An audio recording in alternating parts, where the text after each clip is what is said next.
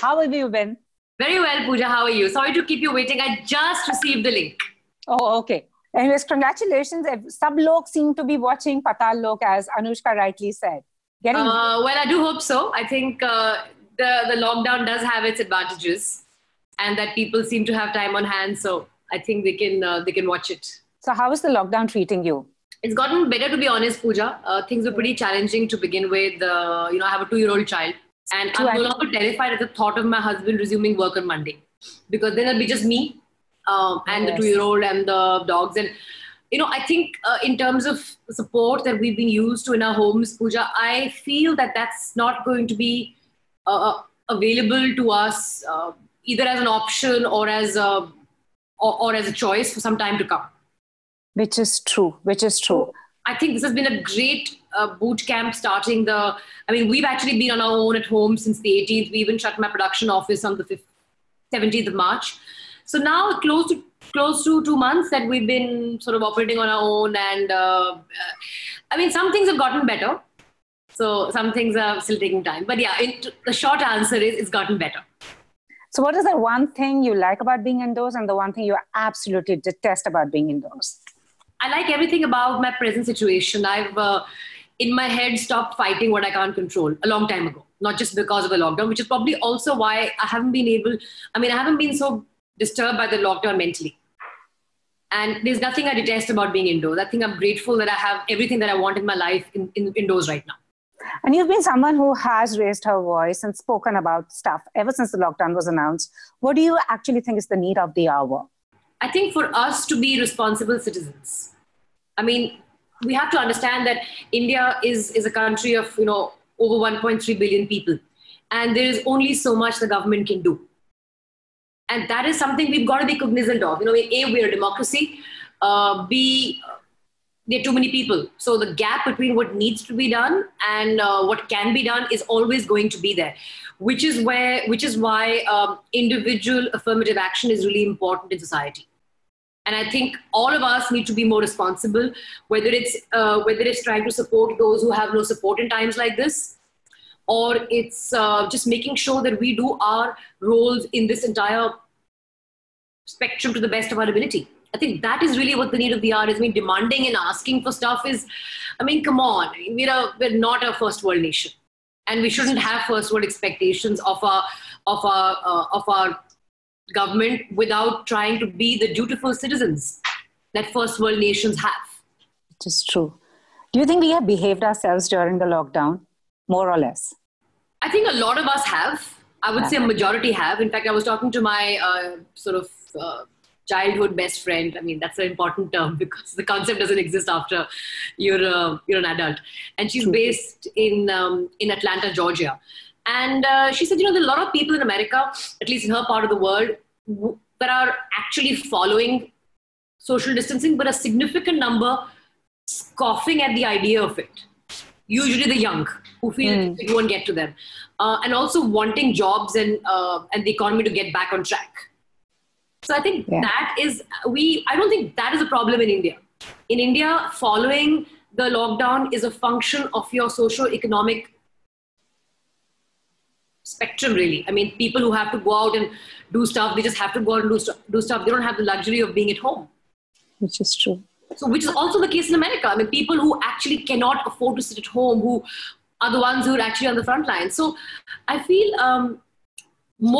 I think a significant number of people have actually been very cooperative in India. There are a few reckless ones which will always be around. Yeah. What happened at the liquor shops? We saw that. That's a lot of reckless people. They were all in high spirits, even before consuming it. So also, what do you think about, Made in India? The emphasis should be on promoting our own industry, homegrown industries. We've been talking about that for 6 years now. What's different? True. But now the emphasis, they also need to put in funds to that. So give them that encouragement so we can, I don't know. I just think there are lots of great copy ideas, but I'm yet to see a tangible sort of, I'm all for Make in India. Absolutely. I'd rather not be having stuff which is imported. And I definitely believe in the spirit of Swadeshi as it was first envisioned. So yes, Make in India has been around for a long time. I'd like to see something done about it now. I mean, there's nothing new in Made in India or Make in India or Atmanirbhar. The lion and everything, has been around for a while. It's time the lion began hunting. True, agree with you. And coming to Patal Lok, do you think it is very similar to the politics of our times, the times that we are living in? Pooja, that is one of the primary reasons for me being drawn to the show. I mean, I'm a keen socio-political economic observer of our times. I feel that the kind of writing that we saw was quite incredible. I mean, the layering of the class conflict. And in India, there are a lot of factors to class. So typically in other societies, class is a function of economics.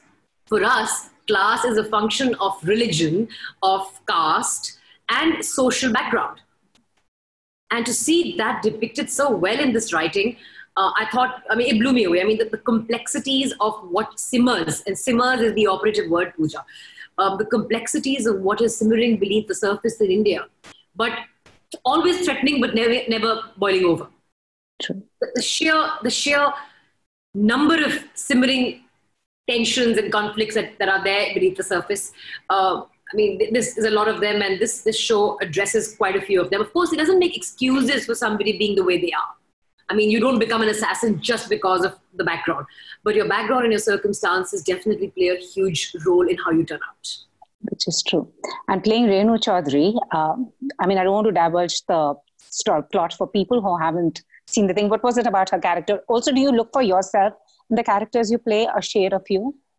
No, I think I don't do that consciously, Pooja. In fact, for me, so the primary reason was the manner of the layering in the writing and the subtext. The other primary reason for me to be part of this was that I was getting to play a part that I haven't played in the recent past. So no matter what I play, be it a gangster, be it intelligence officer, be it an upper middle class woman dissatisfied in her marriage, or a protagonist, the word strong, empowered are always two adjectives that come with it.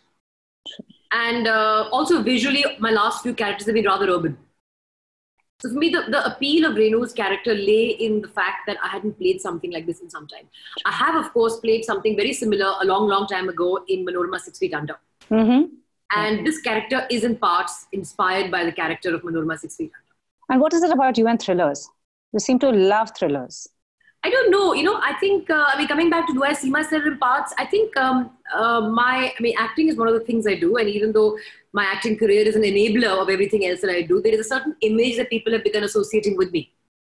And that determines their, sort of casting decisions and stuff. So I don't really know. I mean, a lot of the parts that I've been reached out for of late have had shades of me in the part. I wasn't looking for those shades. I mean, ideally, I'd like to play something completely different. But that's how, I think Renu is one part that is completely unlike what I've played. And also, as I said, you and thrillers, and also a lot of content is being consumed on OTT platforms. Recently, exhibitors said that they're going to take retributive actions against those who are releasing their content on OTTs. The Producer Guild has come out with a statement. What do you think lies ahead of us? Do you think it's going to change the way we consume our films, our cinema? Because I don't know when the theaters are going to open. And do you also see the narratives are going to change and the stories that are now going to be told? So two things. Retributive action, ultimately, everything is a function of choice. So the element of choice that is critical to all these decisions cannot be disregarded when you say that the exhibitors will get together and, maybe have retributive action and all of that. Because force majeure has been invoked in every single contract that existed in the world.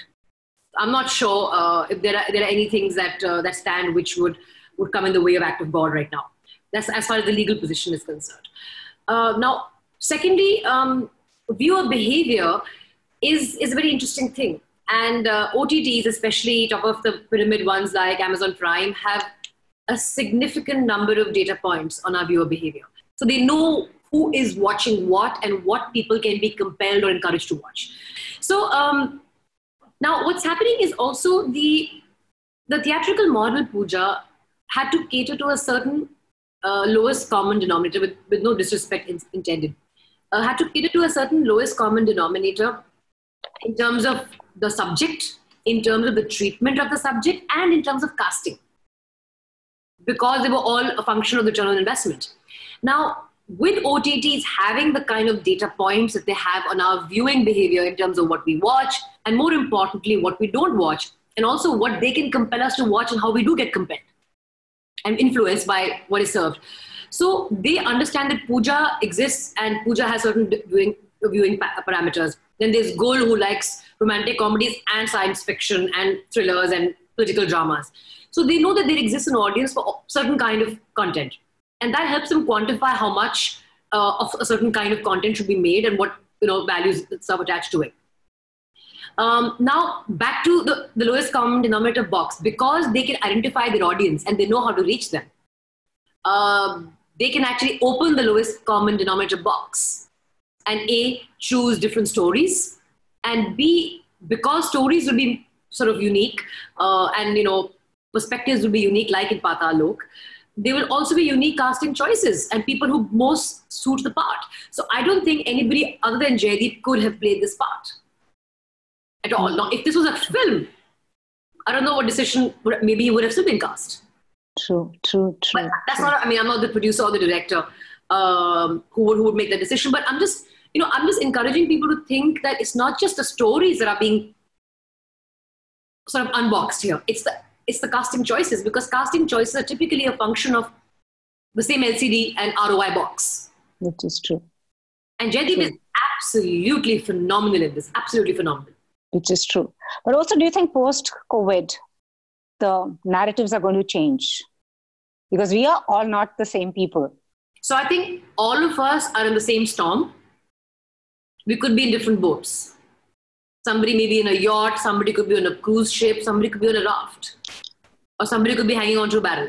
So essentially, we're all in the same storm. We could, of course, be in different boats. And I think OTTs are here to stay, and the supremacy of the OTT platform was going to reveal itself in time to come. It's been hastened as a result of COVID. Also, keep in mind that while I do enjoy the experience, and I'm speaking only for myself, Pooja, I do enjoy the whole theatrical experience.